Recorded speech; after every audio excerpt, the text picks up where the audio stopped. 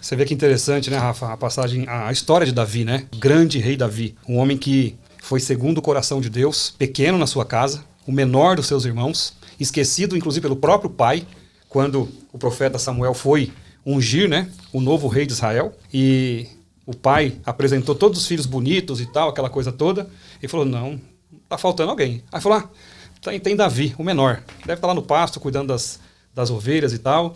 E falou, traz ele aqui. Quando viu, realmente era aquele. Então, desde o início da história de Davi, quando Davi foi ungido, né, rei, recebeu a unção para que ia se tornar rei, mas sabia que havia Saul no trono. E Davi jamais descumpriu o que Deus havia ordenado. Davi teve a oportunidade de matar Saul várias vezes. Por várias vezes Saul teve a oportunidade de cravar a espada em Saul. E não fez. Por quê? Ele acreditava na promessa que Deus tinha na vida dele. Ele falou, não, vou esperar o tempo do Senhor. E trazendo isso para os dias de hoje, o que acontece? Muitas vezes nós entramos em guerras que não são nossas. Né? Há aquelas guerras que é nossa. Nós temos que enfrentar, temos que caminhar, acreditar no que o Senhor tem para nós, confiar na promessa e na palavra dele, e nós vamos vencer essas guerras, se fizermos conforme diz a Bíblia. Mas há muitas pessoas que entram em guerras que não são dela. Ela não precisava estar passando por aquilo. Ela não precisava estar lutando aquela batalha. E foi o que Davi fez. Falou, essa guerra não é minha. Eu não vou tomar pelas minhas próprias mãos e pela minha vontade. O que o Senhor me prometeu? Que o trono é meu. Qual é o momento? Não sei. Eu tenho a palavra do Senhor, né? Eu tenho a bênção liberada na minha vida. Quando isso vai acontecer, eu não sei quando vai acontecer. Mas eu sei que vai acontecer. Então, eu vou esperar o Senhor agir. Né? Seja feita a vontade dele. E Davi teve essa sabedoria. Né? Fugiu, se escondeu. A princípio, talvez aos olhos das pessoas que estavam ao lado de Davi, ele era até um covarde. Você concorda? Uhum. Pô, Davi, mas você tá com a faca e o queijo na mão, a espada, né? Tá com a espada e Saul. Você pode matar ele agora se você quiser. Não. Pô, você é covarde, hein? Vai fugir. Eu vou esperar o tempo de Deus. Então, queridos, vocês que estão aí nos ouvindo, nos assistindo, muitas vezes algumas coisas que você está enfrentando na tua vida, não era nem para você estar passando. Mas pelo fato de você querer entrar naquela situação, querer dar o seu palpite, a sua opinião, é onde você traz para você problemas. É verdade. Eu já falei isso aqui em uma outra situação. Às vezes nós acordamos de manhã, tá tudo bem. Acordamos, sentamos lá na mesa, preparamos o nosso café, colocamos o café na xícara, aí nós olhamos na janela, aquele dia lindo, aí nós contemplamos tudo ali e vemos a rua. De repente passa um problema lá fora. Fala, opa, peraí, eu vou chamar aquele problema ali para entrar aqui um pouquinho. Vai lá, abre a porta, fala, o problema, vem para cá. Não era nem teu, ele estava indo para outra casa. Aí você chama aquele problema para tua casa. Senta aqui. Pronto. Você arrumou para você um problema que não era teu. Então, assim, nós temos que ter essa sabedoria, sabe? De entender que muitas vezes algo que nós estamos vivendo não era para nós vivermos. É verdade. Entendeu? Não era para nós. Mas nós, por falta de sabedoria, entramos naquela rota, abraçamos aquela situação e quando nos vemos, estamos totalmente embaralhados naquela teia ruim, maligna, pesada, né? Nós já ouvimos, inclusive, tem um ditado lá, em briga de marido e mulher, não se põe a colher. Né? É claro que não é bem assim, né? Quando você pode aconselhar, ótimo. Mas você ir lá e se impor naquela situação, ó, deixa eu dar minha opinião. Não, peraí. Ninguém pediu, entendeu? Não é hora de você falar. Não se mete que você vai ter problema, né? Então é isso. E Davi teve essa sabedoria. Sim. Até o final da vida de Saul, Davi respeitou a unção que havia naquele rei. Mesmo sabendo que Deus já tinha o rejeitado, né? Mesmo sabendo que Deus já tinha condenado. Saul, você não me agrada mais. O seu fim está próximo e eu já levantei um outro rei para colocar no seu lugar. Esse rei é Davi. Né? E Saul tentou muitas vezes contra Davi, mas também não conseguiu, porque Deus tinha uma promessa na vida dele. Sim. Mas agora, se Davi tivesse ido lá e matado Saul, não é verdade? Poderia perder a chance. Ia perder, não, ia bagunçar tudo. Sim. Ia bagunçar tudo. E Saul, ele tinha inveja de Davi, porque Davi começou tocando harpa dentro do palácio do rei. E Davi começou a se destacar, porque o Espírito Santo estava com ele, né? Então, quando nós estamos, às vezes, no meio de uma guerra, e o Espírito Santo está com a gente, isso fica nítido, né, Hermes? As pessoas conseguem enxergar aquela luz em você. E todo o povo daquela região já via Davi como um futuro rei. E Saul já estava enxergando isso. Falou assim, opa, vou perder meu trono para esse cara. Então vou matar ele antes que isso aconteça. Mas só que Deus estava protegendo Davi nessa guerra, né? Porque ele já estava ungido. E Davi teve a sabedoria de Deus de esperar o momento certo, de esperar acontecer conforme a obra de Deus. Porque muitas vezes, gente, nós temos uma situação que a gente quer resolver com nossas próprias mãos, com a nossa maneira, e a gente pode atrapalhar os planos de Deus naquilo, né, Hermes? Porque se Davi tivesse ido lá e matado o Saul, Deus poderia se irar com aquilo, ou ele poderia atrasar a chegada do trono. Né? E dentro da caverna, Davi foi trabalhado, ele foi moldado, né? Tem uma história que fala que os incapacitados daquela região foram ficar com Davi lá dentro. Os desempregados, os caras que não iam pra guerra, os fracos. E Davi já começou a governar dentro da caverna. E essas pessoas que Davi trabalhou dentro da caverna foram os caras que ficaram fiéis com ele até o fim. E ele se formou um exército dentro da caverna. Então não importa a situação que você esteja na sua vida, na guerra, Deus vai usar aquilo para te honrar de alguma maneira. Por mais que o processo seja demorado, que o deserto demore, Deus está trabalhando na sua vida. A vitória vai chegar, mas vai chegar na hora certa. Porque se a gente quiser antecipar a vitória, a gente pode ter sérios problemas. Deus, tem um ditado que fala, né? Deus tarda, mas não falha. Mas na verdade não é que ele não tarda.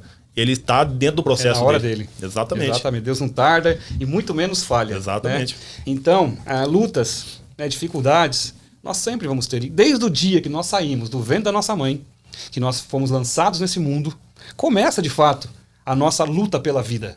Né? A nossa luta em sobreviver, em crescer, em desenvolver, em andar, em falar, em comer sozinho, em resolver situações, porque a vida nada mais é do que resolver problemas. Todos os dias nós temos problemas para serem resolvidos. Sim. Quando o problema acabar, a gente morre. A gente morre, porque todos os dias você tem novos desafios. Né? É claro que há pessoas que passam por turbulências maiores do que as outras, mas isso não significa que a minha luta é menor do que a tua, ou que a tua luta é mais difícil do que a minha. Cada um sabe o peso que carrega. Cada um sabe o tamanho da sua cruz e o peso da sua cruz. E Deus, ele não coloca uma cruz maior do que nós podemos carregar. Exatamente. Tudo que nós enfrentamos na nossa vida é porque Deus permite que isso aconteça para nos tratar e para nos moldar. Mais uma vez eu volto a falar que às vezes você enfrenta problemas porque você procurou esse problema. Sim. Mas muitas vezes são problemas que surgem para que Deus molde mais você. Né? Um soldado, como que um soldado é forjado? Através de treino, através de operações que ele é envolvido, através de guerras que ele participa. Né? Como nós falamos no começo, o Memorial Day. Falam dos soldados que foram para a guerra, das Forças Armadas, as 3 forças, aeronáutica, marinha, exército, enfim, todos que foram para a guerra. Infelizmente, muitos não voltaram. Sim. Infelizmente, muitos da família recebeu o caixão lacrado. Sim. E uma bandeira americana como agradecimento e honra pelo feito que aquele soldado fez. Muitos soldados que foram para essas guerras, eles nem sabiam pelo que estavam lutando. Sim. É incrível isso. É verdade. Muitas vezes o soldado vai para a guerra e nem sabe pelo que ele está lutando. Ele vai porque ele faz parte do exército. É exatamente isso que eu estou falando. Às vezes você entra numa guerra e nem sabe por que você está nela. Exatamente. Entendeu? E uma coisa legal também de se falar é que os que voltaram, eles foram condecorados. Condecorados. Eles voltam e são muito mais respeitados. Por quê? Porque eles venceram uma guerra. E assim também é o reino de Deus, porque cada guerra que a gente passa, a gente se torna mais forte. A gente vai subindo o nosso nível. Vai criando cascas na nossa vida. Cascas, né? E vai ganhando experiência. Né? Eu costumo dizer que a experiência ela não vem com a idade, ela vem com as situações que a gente passou. Exatamente. Porque às vezes uma pessoa de 30 anos já passou por guerras que uma pessoa que já tem 70 às vezes nunca tenha passado. Verdade. Então a experiência desses jovens de 30 anos pode ser muito maior do que um senhor de 70. Então, isso é assim no reino de Deus também. Cada guerra que a gente vai vencendo, a gente vai ficando mais forte. Mas só que Deus, a partir do momento que a gente nasce, a partir do momento da criação, ele tem uma rota traçada pra gente. Ele já coloca no GPS o destino que ele quer que você vai. Mas só que quando começamos a ter entendimento da vida, a criação que a gente começa a andar em zigue-zague, anda em círculos, mas nunca vai para a rota que Deus está te chamando. Foi o que aconteceu desde a criação, Adão e Eva. Deus tinha um plano para Adão e Eva. E colocaram colocou uma situação, ó, não coma desse fruto. Eles, curiosos, foram lá, comeram do fruto, desobedeceram a Deus, e aí o que virou da humanidade? Isso foi passando de geração para geração, um erro, um desvio de rota que eles tiveram. Pecado original lá atrás. Então assim é para nós também, né? Deus nos criou desde o ventre da nossa mãe, a gente já foi conhecido por Deus. E Ele tem um plano na nossa vida. Basta você entender e achar essa direção, buscar sabedoria na palavra para que você siga na direção que Deus tem proposto para você. É verdade. Olha, né, voltando aqui no Gideão, que o Rafa até deu a introdução no começo, né, Gideão, ele estava ali em Israel, via toda a opressão dos midianitas, né, contra o povo de Israel. E naquela ocasião, Gideão foi levantado para cuidar de um exército de 32 mil homens, né, para poder lutar contra os midianitas. E ele estava falou, pô, tranquilo, 32 mil homens, 32 mil soldados, né, preparados para a guerra e tal, tô tranquilo. Mas Deus falou assim, não, você não vai com 32 mil homens. Né? Encurtando um pouco, resumindo um pouco a situação, no fim das contas, Gideão ficou apenas com 300 homens para poder lutar contra o exército dos midianitas.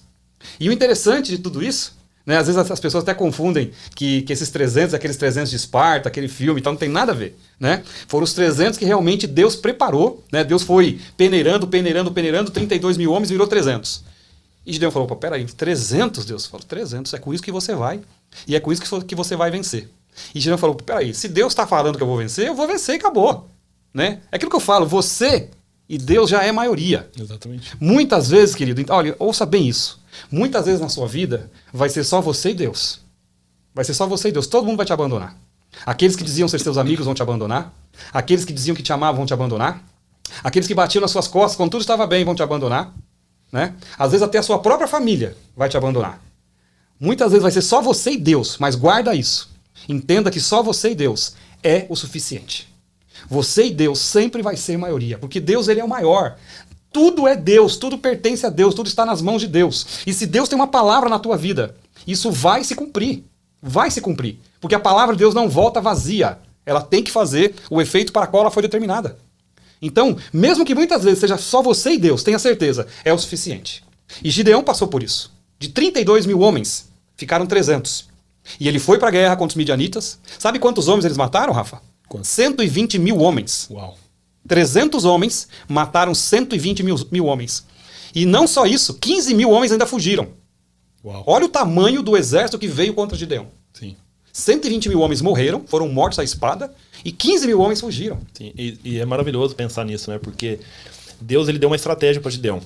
E quando a gente está abaixo da palavra, Deus ele nos dá sabedoria e estratégias para a gente vencer a guerra. Porque às vezes você olha para o seu gigante e fala assim, meu Deus, eu nunca vou conseguir vencer. matar esse cara. É. Mas Deus ele te dá estratégia. Como deu para Davi, com uma pedrinha ele derrubou um gigante. Por quê? Estratégia. Deu experiência para ele, né? Matando leões e ursos, ele conseguiu derrubar o gigante. Gideão. Deus, e quando a gente está sensível à voz de Deus, a gente consegue escutar e a gente consegue ter o direcionamento.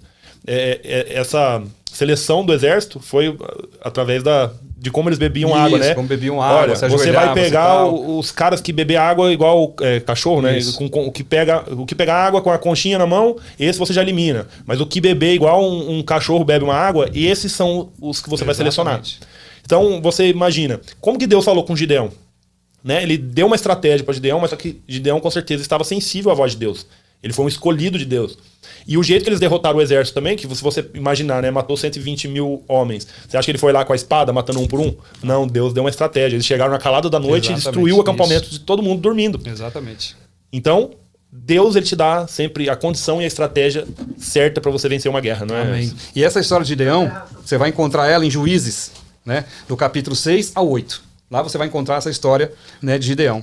Outra grande guerra também foi a guerra dos 9 reis, né, da época de Abraão. 5 reis contra 4. E Abraão acabou entrando nessa guerra com apenas 318 homens. E também venceu. Está em Gênesis 14. A grande conquista da Terra Prometida por Josué.